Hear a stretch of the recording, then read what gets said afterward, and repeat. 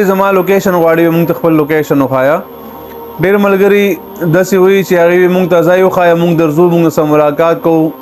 یا بعضې کسان موبایل نمبر غواړي. نو زما یتمندو زما موبایل نمبر چې کوم هغه یوټیوب چینل کې و، خو چونکې زما وټساپ کې مسله راغلې، وټساپ اون کېږي نه، نو په دغه بنیاد باندې زما وټساپ څه وخت لپاره بند دی. نو کوم ملګري هم رابطه کوي یا ته جواب نه ملاویږي یا څه مسله وي، نو هغې معذرت غواړم.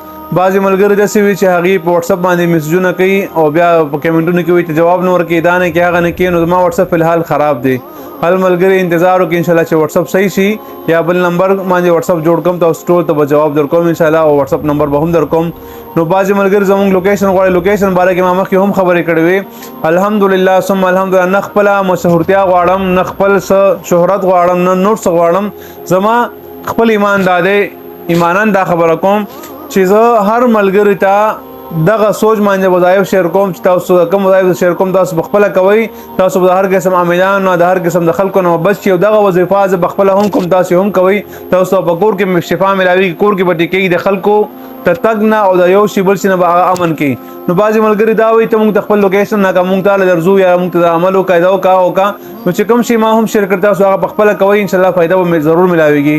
اکثر ملګري په الله قسم دومره ملګري میسجونه او کمنټونه کوي او دعاګانې کوي چې دا فلانکي عمل مونږ وکړو، دې سره ښه شو، فلانکي عمل مونږ وکړو، دې سره ښه شو، فلانکي کس ته تللو، درېږلې تللو، دومره عملونه مو وکړو، دومره خلکو لاړو ښه نه شو. نو به هر حال د هر څه خپل ترتیب وي او خپل دغه وي.